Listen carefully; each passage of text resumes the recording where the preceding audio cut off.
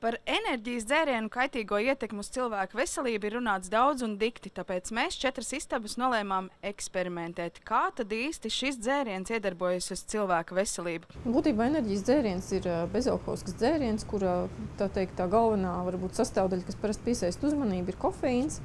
Un bez kofeīna vēl enerģijas dzērienos parasti ir arī daudz cukura. Šodien mums palīdzēs neatliekamās medicīniskās palīdzības labākie mediķi, kā arī kā eksperimentālais trusītis ir piekritis būt Rolands Balodis. Sveiks, Roland! Sveiki, sveiki! Kardioloģijas brigādes ārsti un māsiņa visu iekārto, lai eksperiments nekādīgi neietekmētu Rolanda veselību. Sirsniņa daudzās, arī bailes viņiem ir tiešām tāds būtisks veselības apdraudējums. Kāpēc tu piekriti piedalīties eksperimentā? Kāpēc ne? Nav bail, ka ar sirdi aizies? Nē. Cik es esmu dzēris, teiksim, rētu reizi sanāk. Man vismaz liekas, ka man viņa absolūti neietekmē, tāpēc, nē, es nedomāju par to. Tad tūlīt pārbaudīsim. Tad sākam. Negribētos, lai Rolands eksperimenta laikā sajustos pavisam nelāgi, tāpēc mediķi visu cītīgi kontrolē. Elpojiet tā kā vienmēr, ja? Spiedienu varbūt vajag mērīt, ja? Jā. Rolanda organisms izrādās ļoti veselīgs. Visi tā saucamie bāzes rādītāji ir perfekti, kā jau pienāktos jaunam cilvēkam. Es esmu sagatavojis Rolandam veselas 2 buņģus, apmēram vairāk nekā litrs enerģijas dzērienu un veiksim atkārtotas mērījumus pēc pirmās buņģeņas, lūdzu.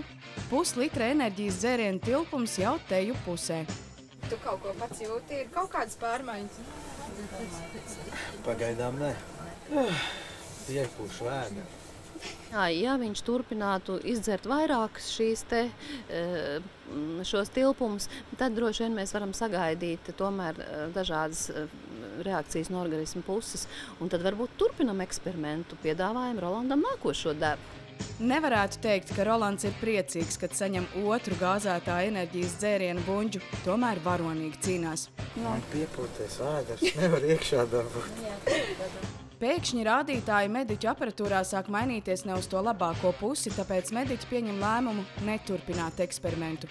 Redzam, ka pulss ir pātrinājies, asinsspiediens ir uzkāpis ievērojami virs puiša pamata spiediena, kāds viņam ir ikdienā.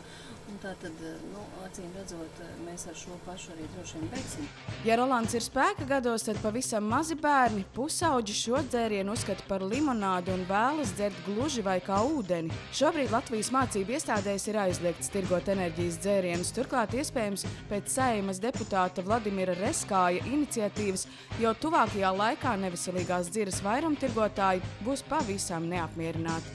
Bija doma tāda, ka principā, ja jaunietis, jeb šī persona līdz 18 gadiem vēlēsies šo enerģijas dzērienu iegādāties, tad pārdevējiem būs pienākums prasīt personu apliecinošu dokumentu. Tāda bija tā arī doma. Un vēl bija arī doma tāda, ka uz enerģijas dzērieniem ir jāizvieto atsevišķa informācija ar brīdinājumu, ka tur ir augsts kofīna saturs un ka šo dzērienu lietošana nav ieteicama bērniem, grūtniecēm, tātad māmiņām, kas, baro bērnus ar krūti.